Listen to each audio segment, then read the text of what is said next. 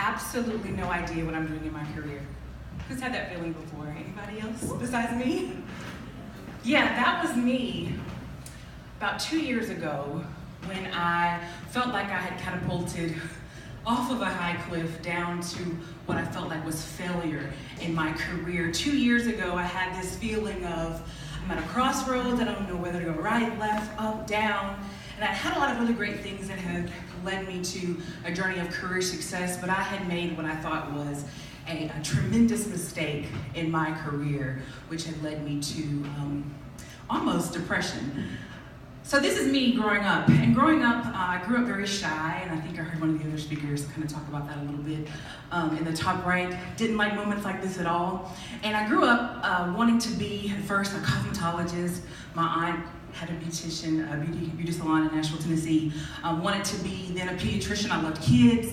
And then for a little while, when my gifts started to kind of come together, wanted to be an attorney. And in 2002, I was introduced to a career development program called Inroads. I was a junior in high school, joined Inroads every Saturday, did Toastmasters and ACT prep, which led me to a full ride to the University of Tennessee in Knoxville, where I studied political science and communications. And I started an internship with Pfizer Pharmaceuticals. It was the internship of all internships, which led me to forego law school. My parents were like, what are you doing? And I moved to Nashville, which led me to a promotion to come to what I consider the most beautiful city in Tennessee, Chattanooga, about 4 years ago.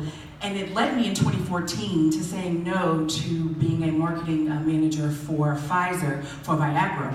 But 2014 was also a very special moment. It was also the year that I married my husband. So I'll save this pacha for another time. The big learning here was marriage changes your career drastically. Can change it, but two lives colliding together, I had to do what I believe is put my career after my marriage, and that's exactly what I did. And here's what I learned here, and here's kind of what I want to stake my talk on.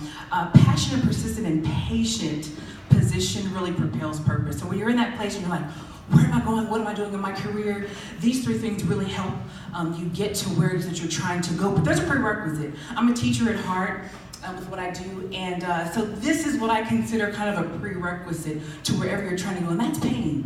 You're gonna have some tough moments, you're gonna have some failures. For me, turning down what was my dream job of being a marketing manager for the brand that is globally known around the world, Viagra, was hard for me. But here's what I learned, here's what I stake my claim on, here's my career model that every experience, good, bad, ugly, indifferent, right? Every opportunity, every experience is an opportunity then for continuous improvement, right? So whatever it is that you face in your career, in your life, really gives you a moment to get to where it is that you're trying to go. But here's the question that we have to ask ourselves when we're trying to get where we want to go in our careers. Do you love it?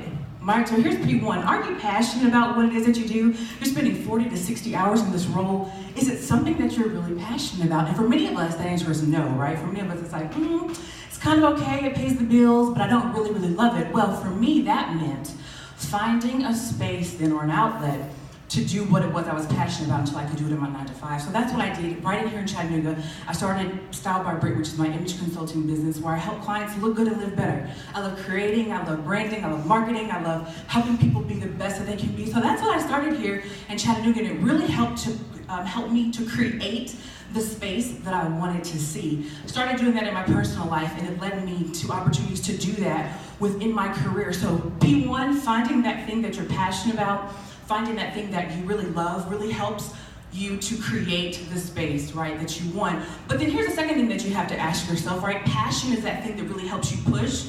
But once you're pushing, you gotta ask yourself these two questions. How far am I gonna go, and how long then am I gonna push, right? And so I had to ask myself that. I'm like, okay, I wanna get to this marketing, branding role. I wanna be on at 235 East 42nd Street, which is our headquartered address. But how long am I gonna push? And for me, in 2014, saying no to that career opportunity for being a brand manager of Viagra meant that I went through a lot of disappointment. And not only did I go through a lot of disappointment, but I had the weight of the disappointment of others And I love this definition, right, of firm or pushing against obstacles. And at the end of the day, for me, it boiled down to this, that every no in my career, after me saying no to that dream job, led me to my current yes. So a lot of times when we're going through the no's, when we're going through the tough times, we focus on the red, right?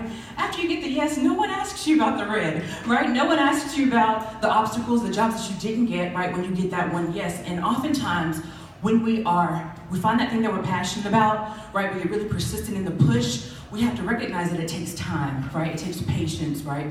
And not only time and patience, but time and patience in a paradigm shift in your mind that it is a process, right? So career development is less about getting to a role or getting a title and more about finding the gems throughout the process, right? So it's less about the destination, more about the journey and having the patience then to matriculate through that process. And so for me, it really meant then, if you're not passionate, you're not gonna push.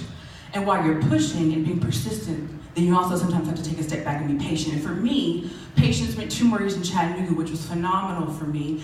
It meant me being able to serve at my church, being able to serve my youth ministry. It meant my husband being able to finish and get his MBA, go to business school. And it also meant meeting incredible people like Ruth Hickman of Ruth Hickman Photography. I help people look good. She captures the moment with her photography. And it also meant, as of the 1st of February of this year, me getting to my yes after countless no's. And so I was sharing with some of the leaders of Pachakacha here that I actually flew into New York for this, or flew in from New York for this opportunity because I actually accepted the offer for my dream job to be a brand manager for Pfizer. And so I've had a phenomenal career up until this point. I'm looking forward to how far it will go, and looking forward to help others do the same. So I encourage you to connect with me. I have some business cards on the back table. It's StylebyBritt Image Consulting. Thank you so much for this opportunity.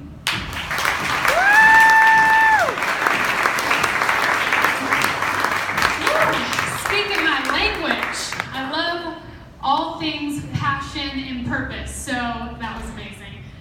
Next up, we have a really awesome individual that I had the pleasure of meeting a few months ago, and he is also very passionate and is going to share his story. Please welcome